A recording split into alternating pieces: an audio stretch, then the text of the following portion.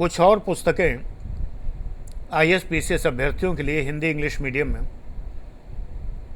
मुझे ध्यान आ गया, मुझे लगा बच्चों को बता देना चाहिए। मुझे किसी किसी का प्रकाशन नहीं याद है। वैसे तो विस्तार से पुस्तक सूची मेरे फेसबुक के हर ग्रुप में ऊपर अनाउंसमेंट में ही लिखी हुई है। मैं थोड़ा अलग हट के पुस्तकें बताता हूँ। मेरा किसी प्रकाशक से कोई लेना देना नहीं है, न किसी से मुझे कोई धनराशि मिलती है। अरे तुम 1000 लोग तो वीडियो देखते हो, इसके लिए कौन धनराशि देगा भाई? अगर 50,000 जो इसके सब्सक्राइबर हैं, अगर वो सारे लोग वीडियो देख रहे होते तो प्रकाशक लोग कांटेक्ट करते भी थे। पहले मैं मना कर देता था। एक प्रकाशक ने कांटेक्ट किया था, उसकी किताबें बहुत घटिया थी, मैंने बताया था पिछली बार, बहुत मिस्टेक थी, मैंने मना कर दिया। मैं आपका नाम नहीं ले सकता, मैं ये नाम भी नहीं बता सकता कि वो कौन सा प्रकाशक था, ये भी पब्लिसिटी होगी। आई एम सॉरी टू से। एक बात समझ लीजिए कि इग्नू की पुस्तकों के आधार पर अगर कोई प्रकाशक किताबें निकालता है इग्नू के आधार पर या एनसीईआरटी के आधार पर, वो सब किताबें घटिया हैं। मैंने सब देख रखी, एक भी पब्लिकेशन की किताबें ठीक नहीं है। जो इग्नू का शॉर्ट निकालता है, एक्चुअली आप लोगों में से जो लोग शॉर्ट कट खोजी हैं, पहली बात तो वो लोग कभी सेलेक्ट नहीं होते, लेकिन जो लोग शॉर्टकट खोजी हैं वही उनका बाजार है। और वो मेरा विद्यार्थी समुदाय नहीं है। मुझे चाहिए मेहनती विद्यार्थी जो स्वयं, अगर आप इग्नू का मटेरियल ले रहे हैं, मटेरियल नहीं है कोई आईएएस का मटेरियल नहीं है, मटेरियल शब्द से मुझे घृणा है। इग्नू स्टडी मटेरियल कहता है उन्हें इसलिए, इग्नू के बीए कोर्स का या एमए कोर्स का अगर आप स्टडी मटेरियल लेते हैं, बाज़ार में फ़ोटोकॉपी मिल जाती है, इग्नू में एडमिशन लेने पर वो मटेरियल फ्री मिल जाता है। अगर वो आप लेते हैं, उसके नोट्स आप खुद बनाइए according to your IAS PCS syllabus. उसमें कुछ चीज़ें फालतू भी हैं, उनको मत बनाइए। देखिए आपकी सफलता कोई कैसे रोक लेता है। सारी किताबें एक तरफ और इग्नू का मटेरियल एक तरफ, बेस्ट है। पहले ब्रिलियंट कोचिंग हुआ करती थी, कोचिंग नहीं थी, ब्रिलियंट ट्यूटोरियल के नाम से एक कंपनी थी जो हर विषय का इंग्लिश में स्टडी मटेरियल उपलब्ध कराती थी। दुर्भाग्यवश लोगों ने कदर नहीं की। बेस्ट मटेरियल होता था, मैं अपने छात्रों को ख़रीद के देता था। वो लोग ओरिजिनल मटेरियल सप्लाई करते थे, कई पार्ट में भेजते थे, अच्छी खासी फ़ीस थी। मैंने अपनी फ़ीस में वो शामिल कर रखी थी और ज़बरदस्ती देता था स्टूडेंट को। जैसे मान लो कि 5,000 का उनका मटेरियल है, तो मैं अपनी फ़ीस अगर 37,000 ले रहा था उस ज़माने में, तो 37 + 5,000 लेता था। वो मटेरियल स्टूडेंट को लेना ही पड़ता था, मेरा उनसे कोई कोलैबोरेशन नहीं था। अरे 20-25 बच्चों को पढ़ाने के लिए कौन सा कोलैबोरेशन होगा। लेकिन यह है कि मैं जानता था कि ये बेस्ट मटेरियल है, लेकिन वो हिंदी में नहीं था। अब तो वो है ही नहीं। तो आज मैं कुछ और पुस्तकें जो बता रहा हूँ। पहली बात तो इग्नू का मटेरियल जो मैं भूल गया था बताना, बीए लेवल का, और ऑप्शनल सब्जेक्ट के लिए एमए लेवल का, मास्टर्स लेवल का।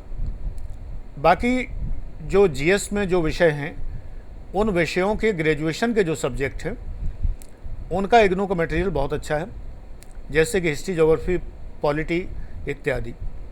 ये लाजवाब है और उसमें कहीं कोई कलम नहीं लगा सकता कि ये गलत है। मैंने सब पढ़ा है पूरा, बहुत अच्छा ज्ञान है उसमें, लेकिन सिलेबस से कई बार काफ़ी ज़्यादा है। अब जैसे संविधान है, ये सिलेबस से बाहर नहीं हो सकता, संविधान तो संविधान ही है, लेकिन इकोनॉमिक्स है तो बहुत ज़्यादा है, ज़रूरत से ज़्यादा है। जैसे एनसीईआरटी का जो इकोनॉमिक्स है 11th-12th लेवल, वही बहुत ज़्यादा है। इकोनॉमिक्स तो करंट अफेयर बेस्ड आती है आईएएस पीसीएस में। तो आज मैं इग्नू के लिए कहने वाला था, वही बता रहा हूँ कि इग्नू के मटेरियल में ये सोच समझ के, जैसे इतिहास है, इग्नू का बहुत अच्छा है ग्रेजुएशन लेवल का। एनसीईआरटी की जो 11th-12th की इतिहास की किताबें हैं, एक ज़माना था उनमें से प्रश्न आते थे, आज नहीं आते। आज प्रश्नों का ट्रेंड बदल गया। मैं पहले बिल्कुल विरोध नहीं करता था एनसीईआरटी का, लेकिन अब जब ट्रेंड नहीं है तो ज़बरदस्ती तुम्हें क्यों गलत चीज़ बताऊं। इसलिए भूगोल, इग्नू का मटेरियल अगर ज्योग्राफी में भूगोल सब्जेक्ट का लेंगे तो नेचुरली उसी तरह जैसे माजिद हुसैन की किताबें या मामूरिया एंड जैन की किताबें या सविंदर सिंह की किताबें, एक सुरेश प्रसाद की इंटर भूगोल किताब हुआ करती थी, वो भी अच्छी किताब थी। और लोग सजेस्ट भी करते थे, सही सजेस्ट करते थे। पहले लोग सही सजेस्ट करते थे, आजकल लोग जाने किस कारण से सजेस्ट करते हैं, सफल लोग। तो वो भी अच्छी किताब थी, हिंदी में थी, इंग्लिश में थी या नहीं मुझे नहीं पता। एटलस होनी चाहिए, ऑक्सफोर्ड की एटलस अच्छी हैं, और थपलियाल की ऐतिहासिक मानचित्रावली बहुत अच्छी है। पब्लिकेशन मुझसे मत, जो मुझे पता है मैं बताता जाऊंगा, इसके लिए व्हाट्सएप करने की ज़रूरत नहीं है। कहाँ मिलेगी मैं नहीं बता पाऊंगा, ढूंढना आपको है। ऑक्सफोर्ड की भी हिस्टोरिकल एटलस हैं, कई पार्ट में। एंशियंट में ही 3-4 पार्ट हैं, फिर मेडिवल में 2-3-4 पार्ट हैं, फिर मॉडर्न में 2-1 पार्ट हैं। हिस्टोरिकल एटलस बहुत ज़रूरी है। किस इतिहास के खंड में भारत कैसा था ये जानने के लिए। तब भारत तो था ही नहीं, गणराज्य कहाँ था भारत तब। भारत भूमि थी, पेनिनसुला, इंडियन पेनिनसुला, सब कॉन्टिनेंट। इसी का नक्शा देते हैं वो लोग। इसी तरह आपको अब करंट अफेयर के लिए थोड़ी इग्नू मिलेगा। करंट अफेयर्स के लिए तो प्रतियोगिता दर्पण और क्रॉनिकल में मानता हूँ बहुत अच्छी पत्रिकाएं हैं, कोई भी पत्रिका लीजिए, लेकिन उसका विश्लेषण जो है 360 डिग्री आपको करना है। ये सब चीज़ें मैं फाउंडेशन बैच में बहुत विस्तार से पढ़ाता हूँ। कहना को ये फाउंडेशन बैच है A5, मात्र 11,000 का, 31 तक एडमिशन दे रहा हूँ, 31 अगस्त तक। इसके बाद सरचार्ज लेकर यानी लेट फीस देकर एडमिशन शायद पॉसिबल हो, नहीं हुआ तो नहीं होगा। उस दिन जैसा मूड हुआ रात तक, 31 अगस्त की नाइट में जैसा भी हुआ वो उस दिन वीडियो में बता दिया जाएगा। फ़िलहाल अभी 31 अगस्त के आगे एडमिशन्स नहीं दिए जाएंगे, क्योंकि अब लास्ट में लोग ठीक नहीं आ रहे हैं। मेरे मन मुताबिक पढ़ने वाले लोग नहीं आ रहे हैं, टाइम पास करने वाले आ रहे हैं। मेरी बात नहीं सुनते हैं, मेरे मैसेज नहीं पढ़ते हैं, अमल नहीं करते हैं, तो मैं डिसअपॉइंटेड हूँ उन लोगों से। उनकी वजह से बाकी पर असर पड़े तो मैं अपना रेवेन्यू त्यागने के लिए तैयार हूँ कि मुझे जो धनराशि नए एडमिशन से मिलनी है वो न मिले, लेकिन पुरानों के साथ अन्याय ना हो। इसलिए अब मैं एडमिशन बंद कर रहा हूँ। इसलिए जो लोग वास्तव में पढ़ने वाले हैं और मेरे निर्देशों का पालन करने वाले, कठोर मिलिट्री जैसे अनुशासन में रहने वाले हों। यहाँ अनुशासन क्या है, 2-4 नियम है, वो भी नहीं फॉलो कर सकते अगर, तो फिर फ़ायदा क्या आने से। हाँ, बड़े बैचेस के जो 1.5 लाख और 1,04,000 और 45,000 के बैच के लोग हैं, उन्होंने आज तक अनुशासन नहीं तोड़ा है। हाँ, कुछ बेईमान लोग जरूर पकड़े गए हैं उसमें, वो अलग बात है। वो छात्र थे ही नहीं, वो तो धंधेबाज थे, धंधे के लिए आए थे तो पकड़े गए, उनके खिलाफ कार्रवाई हुई। लेकिन जो छात्र हैं बाकी सब बिल्कुल अनुशासित हैं और कभी उन्होंने मुझे तंग नहीं किया। लेकिन A5 बैच से मैं ये बात नहीं कह सकता। ये सिर्फ बस ये है कि पढ़ेंगे नहीं, जो संदेश जाएगा उसको पढ़ेंगे नहीं। जबकि ऐप के अंदर अनाउंसमेंट का सेक्शन है जिसमें मैं अनाउंसमेंट करता हूँ, व्हाट्सएप पर भी भेजता हूँ और उसी बात का वीडियो बनाकर भी डाल देता हूँ उनके लिए ख़ास करके। लेकिन फिर भी न सुनते हैं, न पढ़ते हैं, न अमल करते हैं। ऐसे लोग हैं 5% ही। तो इनको बचाने के लिए मैं अब एडमिशन फ़िलहाल बंद कर रहा हूँ 31 अगस्त से। जो लोग लें तो सोच समझ के लें कि पढ़ने वाले हों तो ही लें, निर्देश पालन करने वाले हों तो ही लें कृपया, अदरवाइज़ वो एडमिशन्स ना सीख करें। तो आज मुझे इग्नू के बारे में बताना था, वो मैंने बताया आपको। इग्नू काफ़ी इम्पॉर्टेंट है और इग्नू का जो मटेरियल है उसको मटेरियल ही कहते हैं वो लोग, पुस्तकें नहीं कहते हैं, जबकि वो पुस्तकों से ज़्यादा अच्छे। इसी तरह एनसिम्बल, हालांकि ये किसी कोचिंग द्वारा प्रकाशित भूगोल की एटलस है। एनसिम्बल की हिंदी और इंग्लिश की एटलस बहुत अच्छी है, दिल्ली की ही कोचिंग है। कोचिंग से मुझे कोई दुश्मनी नहीं है, अगर अच्छी चीज़ कहेंगे तो मैं बराबर बताऊंगा। जैसे दृष्टि के करंट अफेयर्स हैं, बहुत अच्छे, दृष्टि के निबंध बहुत अच्छे हैं, निशांत जैन ने लिखे हैं, IAS ने, काफ़ी अच्छे। ये बात अलग है कि कुछ क्लेम्स गलत हैं उनके, वो गलत तो हैं, लेकिन जो सही है उसको सही कहूँगा। इसलिए जो मटेरियल मार्केट में है उसमें जब भी मुझे कुछ ध्यान आता है, जैसे कि मैंने सेनगेज और GK पब्लिकेशन की पुस्तकों का जिक्र किया था, लक्ष्मीकांत की संविधान का, ये अच्छी किताब है। उनकी और भी पुस्तकें मैंने ख़रीदी भी हैं, उन्होंने स्पेसिमेन में भी दी थी। वो सारी किताबें ठीक नहीं हैं, लेकिन कुछ किताबें उनकी अच्छी हैं, भूगोल की हैं, एथिक्स की हैं, मुझे एग्जैक्टली याद नहीं, क्योंकि दोनों लोगों ने आगे पीछे ही मुझे, दोनों प्रकाशकों ने कुछ पुस्तकें पढ़ने के लिए दी थी कि आप पढ़ के देखिए, रिकमेंड करिए। मैंने कहा जब मैं पढ़ लूँगा, अगर अच्छी लगी तो ही रिकमेंड करूँगा, और इन बातों के लिए मैं पैसा नहीं लेता। मैं सिंपली अगर अच्छी है क्वालिटी कदर करता हूँ। एक प्रकाशक को तो मैंने लौटा दिया था, साहित्य भवन से मेरे पास आए, उन्होंने कहा कि गुरुजी को स्पेसिमेन आपको देने आए हैं। मैंने कहा किस पब्लिकेशन से? बोले साहित्य भवन। मैंने कहा आपकी प्रत्येक पुस्तक मेरे पास है, I have each and every book, देखिए। देख के वो दंग रह गए, बोले कि ये तो बहुत कमाल की बात है, आज तक मैं इतनी जगह गया, मेरे पास अलमारियां भरी पड़ी हैं साहित्य भवन की। मैंने कहा आप मुझे स्पेसिमेन मत दीजिए, साहित्य भवन से मैंने ख़रीदी हैं किताबें, फिर भी मैं कहता हूँ कि इतने अच्छे पब्लिकेशन का तो मैं आजीवन ऋणी रहूँगा। मेरे सिलेक्शन में उनका योगदान, इनकी किताबों का, और मेरे ज्ञानवर्धन में उनका योगदान, मैं स्पेसिमेन नहीं ले सकता, मुझे ज़रूरत ही नहीं है। जो स्वयं सिद्ध है मैं उसका क्या स्पेसिमेन लूँगा? साहित्य भवन आगरा, मार्वलस पब्लिकेशन।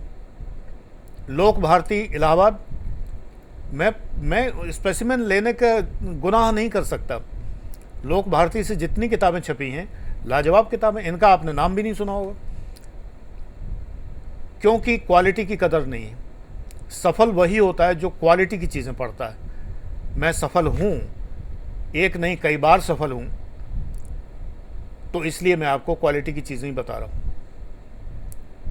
इन पब्लिकेशंस की। इसके बाद मैं अरिहंत का फ़ैन हुआ। Arihant no doubt guide books छापता है, अरिहंत कोई टेक्स्ट बुक नहीं छापता, लेकिन फिर भी उनकी किताबें काफ़ी अच्छी। अरिहंत का मैं फ़ैन हुआ था ये देखकर कि जो मैंने एक पुस्तक 350 रुपये की ख़रीदी थी उस समय, 10 ईयर पेपर्स IAS PCS के कंबाइंड हिंदी में, उन्होंने इतना विश्लेषण किया था और इतना अच्छा लिखा था। गलतियां तो उसमें भी हैं, 2-4 हैं ही हैं, सब में होती हैं। लक्ष्मीकांत की किताब में भी हैं, पब्लिक एडमिनिस्ट्रेशन वाली किताब में भी हैं, और मनीष रंजन की जो सीसेट है उसमें भी गलतियां हैं, मैंने पकड़ी हैं। मेरे छात्रों ने ही पकड़ी हैं तमाम सारी, मैं तो बहुत ऊपर हो गया उनसे। छात्र ही पकड़ लेते हैं कि सर ये गलती है, मैंने कहा हाँ बिल्कुल है। तो ये गलतियां तो टाइपो होती हैं, गलतियां प्रिंटिंग मिस्टेक्स होती हैं, लेकिन ज्ञान काफ़ी अच्छा है। अब अरिहंत में भी कुछ चीज़ें ऐसी हैं कि जो चलताऊ माल है, जो क्योंकि भाई व्यापारी हैं तो हर एक तरह के स्टूडेंट के लिए कवर करते हैं, तो कुछ निहायत ही सरल टाइप की किताबें जो IAS से कोई मतलब नहीं उनका, ऊपर हेडिंग भले IAS लिखा रहे। आपको ये देखना है अरिहंत की जो भी पुस्तकें हों वो अच्छी खासी तंदुरुस्त हों, मोटी ताज़ी किताबें हों, एकदम पतली पतली किताबों के चक्कर मत रहिए, IAS से मजाक नहीं है। प्रश्नोत्तर मल्लिका बहुत अच्छी पुस्तक है, पब्लिकेशन मुझे याद नहीं है, हज़ारों क्वेश्चंस हैं उसके अंदर, 20,000 तो मामूली बात है। जब मैंने ख़रीदनी बंद की थी, मैंने 3 बार ख़रीदी वो, पहले 8,000 थे, 10,000 थे, फिर 12,000 हुए, फिर 14,000 क्वेश्चन थे उसमें। इस बात को भी हो गए 8-9 साल हो गए, 20,000 तो होंगे ही आज के टाइम में। यूथ कंपटीशन टाइम्स, इसमें भी इतिहास की किताबें बहुत अच्छी हैं। 10 ईयर पेपर सॉल्व काफ़ी अच्छे हैं, लेकिन ये हिंदी में है, नाम अंग्रेज़ी का है, हिंदी में है। आजकल आती है कि नहीं मुझे नहीं पता। हिंदी वालों के लिए, मुझे आज अचानक बहुत सारी बातें याद आ गई तो मैंने कहा बता दूं। हिंदी वालों के लिए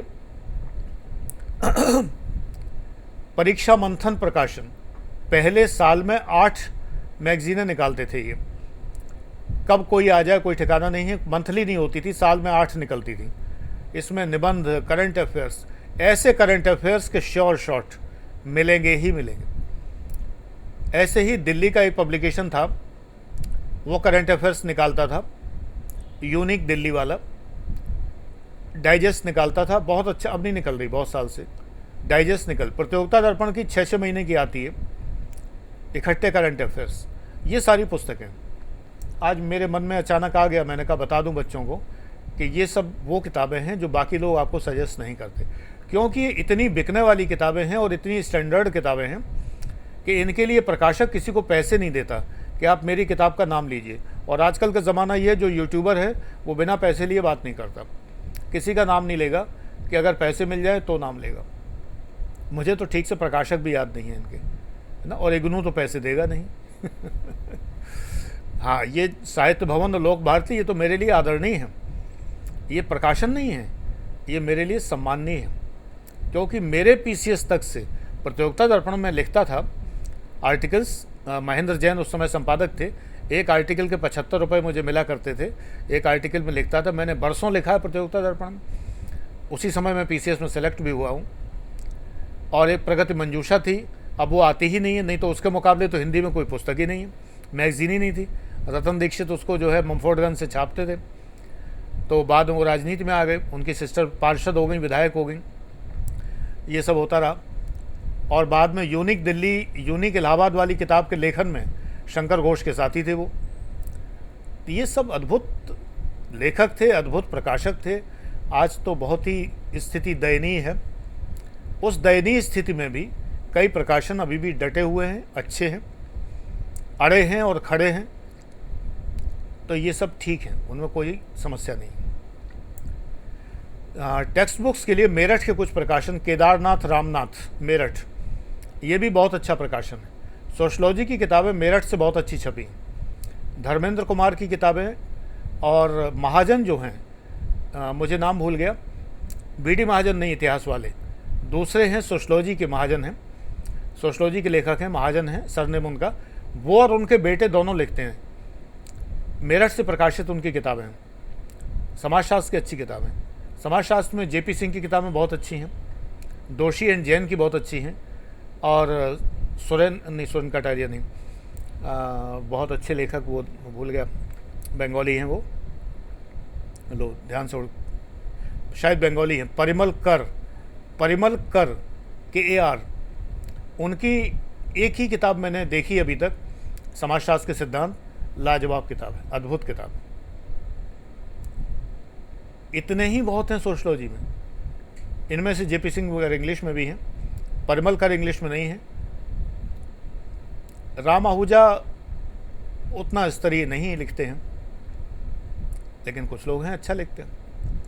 पब्लिक एडमिनिस्ट्रेशन में तो BL फड़िया और लक्ष्मीकांत बहुत अच्छे हैं ही हैं, अवस्थी महेश्वरी और अवस्थी सब अच्छे हैं ही हैं, सारे अच्छे लेखक हैं।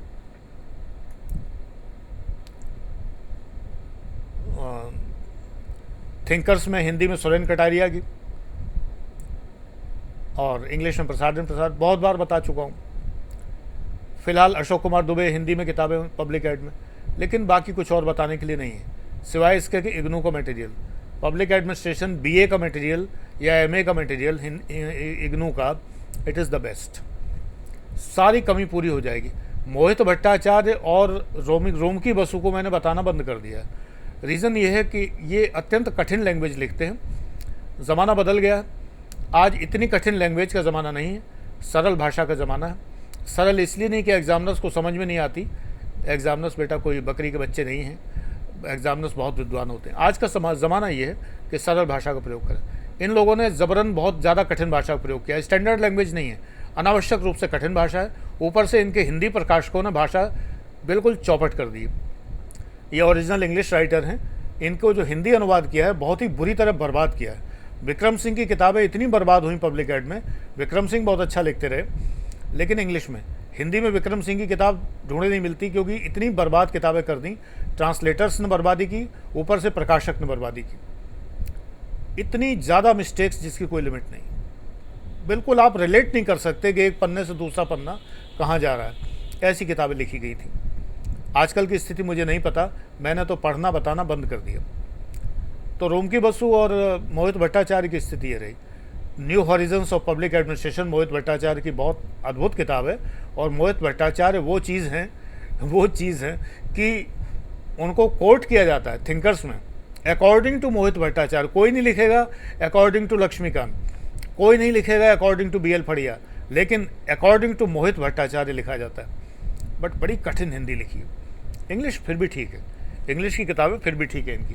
मैं तो बाइलिंगुअल पढ़ाता हूँ, मेरे तो लाइब्रेरी में सारी किताबें, इंग्लिश भी और हिंदी भी। अगर उर्दू और फारसी होती तो शायद वो भी होती, लेकिन वो नहीं है, तो मैं सीख लेता, उर्दू सीख ही ली मैंने। तो आज ये बताने का मन किया तो बता दें। A5 बैच में अगर आप अनुशासित हैं, पढ़ने वाले हैं, तो ही आइए। जब A5 बैच की आप जानकारी करते हैं तो उसमें जो मैं मैसेज भेजता हूँ अगर वो आपकी समझ में नहीं आता है इंग्लिश में लिखा हुआ तो मत आइए प्लीज़, पहले अपनी अंग्रेज़ी मजबूत करिए तब आइए। Thank you.